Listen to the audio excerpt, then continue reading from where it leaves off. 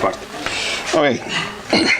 La segunda sección del libro ahonda en las falacias del modelo existente del país, con un énfasis más teórico. En esta sección se ejemplifican las consecuencias de lo que hace unos años tildé de socialismo salvaje y sus consecuencias nefastas para la nación.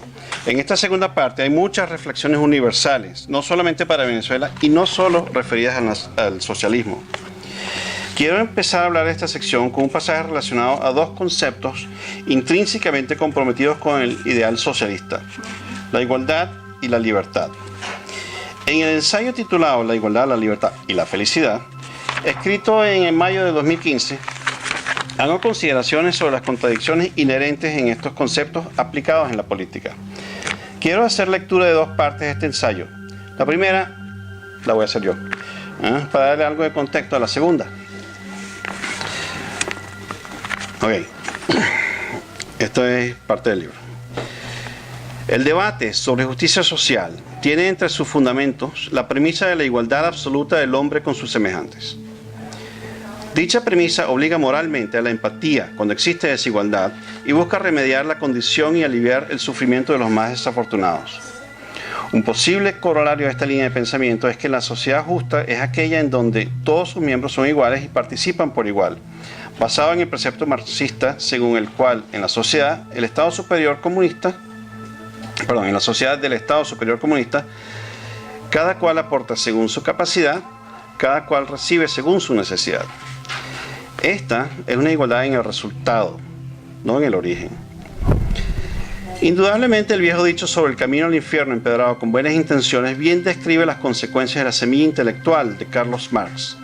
Marx tenía una visión positiva y progresiva de la historia y, observando la condición de la sociedad industrial del siglo XIX, rechazaba con aversión ese capitalismo que había engendrado los horrores sociales de su época.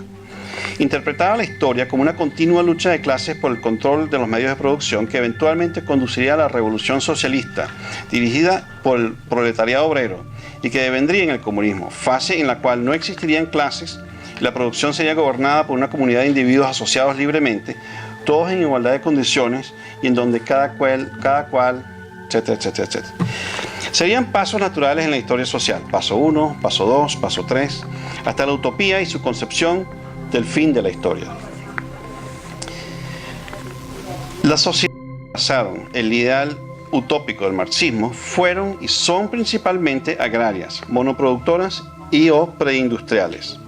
Estas son o han sido generalmente lideradas por un reducido grupo de autócratas y oligarcas reemplazables, y por lo tanto una estructura de gobierno fácil de cambiar mediante una nueva jerarquía totalitaria. Por ejemplo, el Partido Comunista sustituyendo la aristocracia zarista en Rusia. Las purgas por asesinato en masa, por lavado de cerebro en campos de concentración y por destierro de enemigos de la revolución son consecuencia normal del poder absoluto que ejerce la nueva élite para cambiar la estructura social. Es por eso que los crímenes de Stalin, Mao, Kim, Fidel y Pol Pot son similares, naturales y consecuentes con la imposición del socialismo marxista.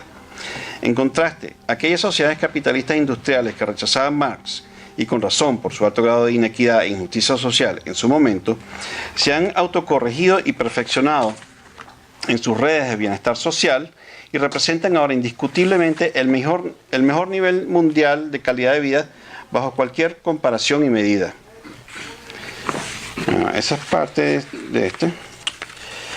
Y la segunda parte de este ensayo la va a leer nuestra amiga Gema, que está por allá. ¿La tienes ahí? Oye, perfecto. Propia copia anotada. Buenas tardes. Sin lugar a dudas, tanto por obligación moral como por el mejor interés público, las diferencias en niveles de ingreso y bienestar social de los individuos menos favorecidos no deben ser ignoradas. Pero en sociedades que enfatizan la libertad y aceptan desigualdad de resultados, hay mejores mecanismos y riqueza para aliviar a los abandonados que en aquellas sociedades que históricamente han buscado doctrinariamente la igualdad de todos como resultado. En noviembre de 1999, el presidente Chávez, como invitado de honor, declaró en un discurso en la Universidad de La Habana que Venezuela estaba en el rumbo hacia el mar de la felicidad cubana. Había tomado posesión de la presidencia en febrero y acababan de celebrarse las elecciones para una asamblea constituyente cuyos resultados fueron categóricos a favor de sus partidarios. Castro, con Chávez, finalmente entraría a Venezuela y se sacaría el desquite final contra el presidente Rómulo Betancourt, el llamado padre de la democracia de Venezuela. Sin lugar a dudas, Fidel pensó entonces: el que ríe último, ríe mejor. La animosidad personal entre Rómulo y Fidel era tal que Rómulo no se refería al dictador de Cuba, sino como aquel al que no quiero nombrar. Ahora Venezuela está encaminada hacia el mar de la felicidad cubana, impuesta por decreto y con poder casi absoluto ejercido por el comandante supremo Hugo Chávez, bajo la satisfecha mirada de Fidel. La igualdad se impondría sobre la libertad en áreas de la felicidad. Muchas gracias, Emma. Eso te responde lo de Rómulo Betancourt y Fidel Castro. Así es. Este es un buen mensaje. Ahorita voy a obviar. La idea era tener más comentarios ahorita, pero yo creo que estamos como cortando, estamos un poquito sobre tiempo, así que vamos a seguir a la siguiente lectura. La siguiente lectura que vamos a compartir se enfoca sobre los problemas de lo que llamamos los liberalismos reales. Sí, es verdad, considero que la democracia liberal es la mejor vía para maximizar el bienestar de un país. Pero no por pensar así pienso que no existan problemas en las democracias liberales. Hago énfasis sobre algunos de estos problemas en un ensayo anterior, sobre la ascendencia y fortaleza del populismo. Pero esa lectura, bueno, se las dejo a ustedes, allá venden el libro por allá. En este ensayo, escrito específicamente para el libro, tomo un enfoque más bien de economía política y naturaleza humana al problema de las fallas del liberalismo. Es un poco largo y hasta medio técnico, pero espero que me disculpen esa. Sí pienso que es importante, sin embargo, porque es importante entender la diferencia entre las dos visiones ideológicas que pueden llevar un país a donde está. Para esta lectura le voy a dar la palabra a nuestra moderadora, la doctora Vilma Petrasch. Bueno, yo pensando que efectivamente yo le dije a Carlos, me pareció un poco largo, yo hice mis propios cortes, básicamente porque en realidad es una mezcla de un ensayo teórico, pero que también nos quiere posicionar sobre por qué nos ha costado tanto a nosotros entender la economía de mercado. Y yo creo que es precisamente porque no sabemos de qué se trata. Tenemos una gran incultura, realmente, una falta de conocimiento realmente profundo sobre lo que es el liberalismo en sí mismo y lo que es la economía de mercado. Entonces yo me tomé la libertad de hacer algunos cortes acá para empezar porque hay unas discusiones muy interesantes que también tienen que ver con el elemento filosófico de la libertad. Existe una relación de poder entre Estado y empresa. Uno buscando maximizar el bien común, la otra buscando maximizar su propio beneficio. Nótese que la relación se describe como Estado-empresa, no como Estado-sector privado. Dentro del sector privado hay asociaciones de empresarios, empresas e industrias que velan por los intereses generales de sus miembros. Pero una de las bases fundamentales del capitalismo es la concepción del interés propio. Por eso la defensa de los principios de libre mercado y competencia se deja en manos de asociaciones, pero cada empresario individual buscará incrementar su propio poder monopólico en el mercado. Los límites impuestos sobre el poder de la empresa, aún en el mejor caso de dinámicas de libre mercado, no evitarán que existan empresas que acumulen gran poder temporal por circunstancias propias del desarrollo tecnológico y valor sociocultural de sus productos o servicios ofrecidos. Caso de Facebook.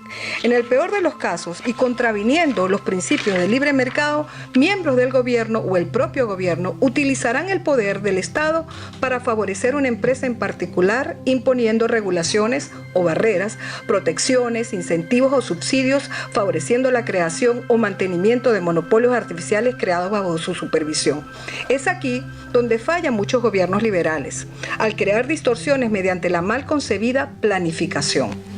Al usar el poder del Estado para manipular el mercado, se cae en el mercantilismo, un retroceso económico que debilita la capacidad creativa de la democracia liberal.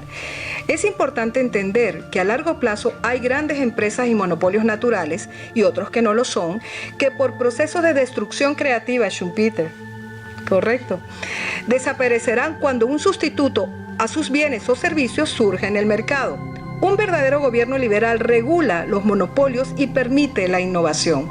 Pero el empresario encabezando una empresa con gran poder monopólico tiene el instinto natural de supervivencia, por lo cual hará todo lo posible por mantener su posición en vez de resignarse a la extinción.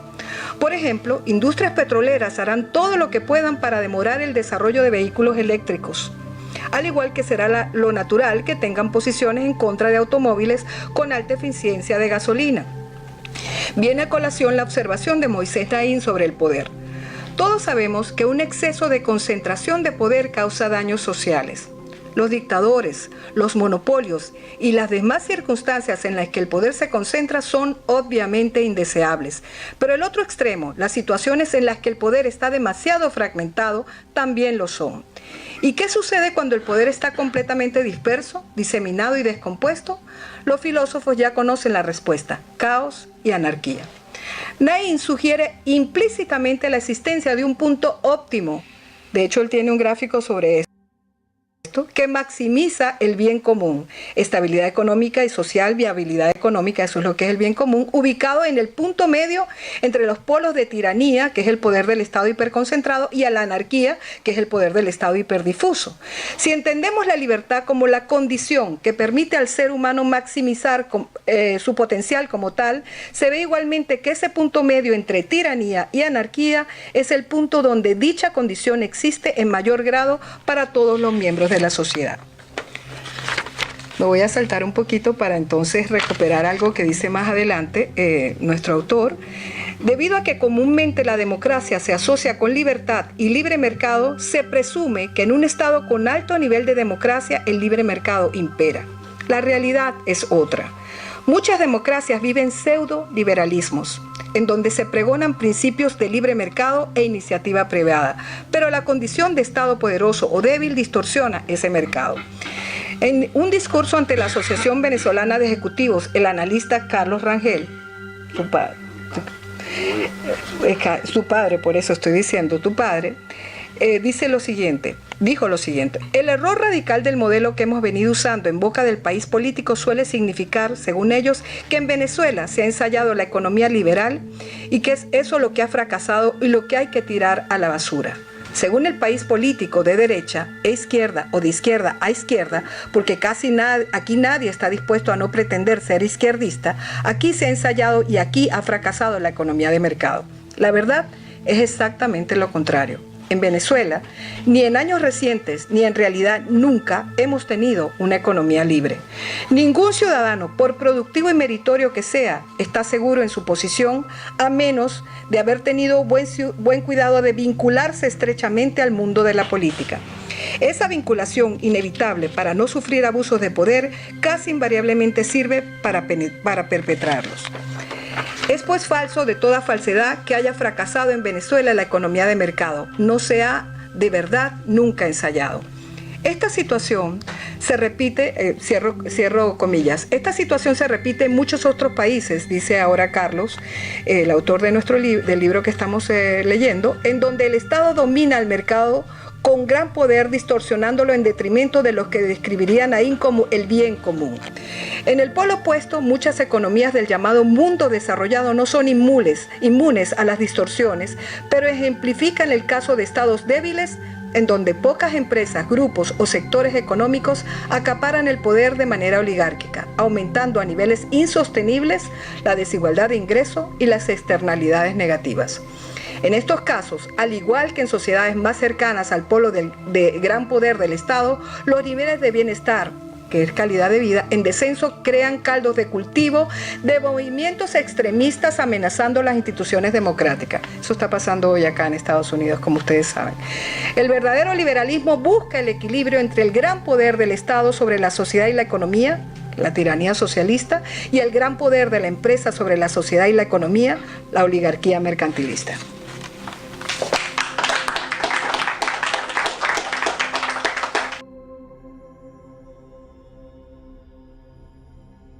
Gracias, Vilma. No sé si hay algunos respecto. Yo sí tengo un comentario rápido. El mercantilismo es una lacra del liberalismo. Vemos que esta misma semana un grupo de interés aquí mismo en los Estados Unidos logró establecer unas barreras de entrada a unos productos que van en las sillas en donde están sentados, en el micrófono, todo en el acero, ¿no? Y eso favorece a un grupo, pero desfavorece mucho. Eso es lo que hablo acerca del mercantilismo. Y bueno, hay mucha gente que habla acerca de los problemas de libre comercio y todo lo demás. El libre comercio, el problema es que está mal, el nombre libre comercio no es exactamente correcto. Porque verdaderamente lo que es el libre comercio es una serie de reglas que establecen cómo se transan el comercio internacionalmente. Es más bien unas leyes que se establecen y un tribunal, que es el WTO, que determinan quién está rompiendo las leyes y no. El libre comercio en verdad es cuando no existen esos tratados. Cuando cada quien hace lo que le da la gana, pone barreras, hace dumping, hace todo eso. Eso es el libre comercio. Pero eso es lo que hay que regular porque efectivamente eso definitivamente perjudica mucho más al consumidor general que a los grupos de interés que están buscando ese tipo de tarifas. A eso me refiero con oligarquía mercantilista. Pero por supuesto la tiranía socialista tampoco es exactamente un modelo a seguir. Es el equilibrio entre los dos en donde existe el verdadero liberalismo. No sé si hay algún comentario. Vaya. Creo que Moisés Naim va a tener que crear un nuevo gráfico porque estamos en presencia de tiranía con anarquía. Bueno, sí. Bueno, lo que pasa es que es difícil hablar acerca de un gobierno, ahorita me hace así, porque parece que más bien fuese un grupo de gangs asociados. Que me pregunto en qué momento realmente fue un proyecto político o simplemente siempre fue una estafa y se aprovechó, digamos, un caparazón de proyecto político con la excusa de simplemente hacer un saqueo monumental. El saqueo monumental define bastante bien la situación. Cuando dejó cuando el petróleo no daba suficiente, se establecieron otro tipo de negocios ilícitos como la droga. Existen, aunque no lo creas, grandes laboratorios de drogas opiáceas ahorita en Venezuela. No es solamente cocaína lo que estamos hablando. No hablemos, hay mucha contrabando de todo tipo y una de las cosas que más me preocupa es la asociación de elementos criminales como el vicepresidente de la República de Venezuela con grupos terroristas en Medio Oriente y la facilidad y el vehículo que tienen para hacer contrabando. También, por supuesto, la asociación que tienen con Corea del Norte y la asociación y facilidad que tienen para hacer contrabando. Todo ese conocimiento incorporado, digamos empresarial, pero empresarial criminal, que tienen esos gangs que están ahorita en Venezuela, que pueden, por decirlo así, contrabandear dentro de los Estados Unidos, dentro de cualquier país que le dé la gana, cualquier elemento tóxico, violento o que le dé la gana. No hay el sistema político, lo que sigue es justamente la persecución del grupo criminal. En el 2008, en mi libro acerca de Obama, yo ya hablé acerca de la posibilidad de hacer contrabando de materiales radioactivos convertidos en armas a los Estados Unidos a través de las redes criminales de Venezuela. Y estamos ya en el 2016, hace bastante, 2018, como pasa el tiempo. Dígame, José Antonio. Bueno, yo hacer un comentario sobre lo del liberalismo y el mercantilismo en la época de la globalización, porque tú hablaste del Estado y de la fuerza del sector privado en un país, preservando la riqueza, la calidad de vida de las personas del país. El problema es que las compañías se han hecho globales, o sea que es perfectamente lógico que una compañía vea objetivos globales por encima del beneficio de las empresas y de los trabajadores de su propio país. entonces, ¿cómo se coteja esa balance de ese punto de equilibrio? Cuando tú vas a poner un Estado, puede establecer todos los linderos óptimos para que las empresas puedan de una u otra manera tener libertades. El problema es esa, la exportación de empleo, la conquista de mercados internacionales que en un momento dado perjudican a los ciudadanos de un país y donde el Estado pues no tiene otra cosa de que agarrarse que la legislación, porque de lo contrario, pues si lo dejas al libre mercado, pues los empleos se van, la tecnología invade, el desbalance en las balanzas de pago se crea. Ese es un aspecto que me gustaría descubrir. El otro me tocó en lo personal como médico por la cuestión opiácea, porque cuando hablaste de la gran industria de los opiáceos, estaba pensando yo en la industria farmacéutica americana, donde la epidemia de muerte por opiáceos aquí no es por contrabando de opiáceos hechos en Venezuela, sino por la industria farmacéutica norteamericana. Son prescripciones legales. Entonces, fíjate qué curioso ese planteamiento del peligro del delito de producir y comercializar opiáceos, cuando eso es exactamente lo que pareciera estar pasando en la industria formal americana de fármacos opiáceos. Te aseguro que hay laboratorios, hay videos al respecto. Malbor Petit ha hecho... Estoy diciendo que aquí lo hacen laboratorios legales. Sí, o sea, hay conflicto de cómo criticar a otros países que contrabandean opiáceos cuando aquí hay una epidemia de opiáceos legal. Sin lugar a dudas. Sin lugar a dudas. No sé qué decirte acerca de la epidemia de opiáceos, pero porque es un tema sumamente difícil y hasta escabroso. El porcentaje de muertes por cocaína no se ha hablado tanto. Y sucede que aparentemente el porcentaje de muertes por cocaína afecta mucho más al sector africano, el negro aquí, que el sector de los opiáceos. Entonces, por alguna razón, el de los opiáceos tiene más pantalla en la televisión que el de la cocaína.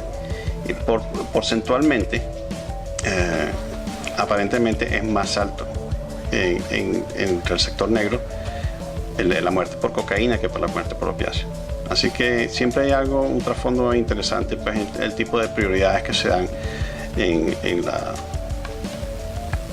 el ejercicio de la ley acá. Eso no significa que uno no tiene por qué combatir todo. O sea, hay que combatir tanto los opiáceos como la cocaína. En cuanto a lo que dijiste de la red internacional, globalizada de las empresas, por supuesto, es importante, y es justamente lo que estoy hablando acerca de las oligarquías mercantilistas. Cuando las empresas se vuelven más poderosas que los gobiernos, hay una creciente desigualdad de ingresos, hay una creciente manipulación de las leyes que las favorecen.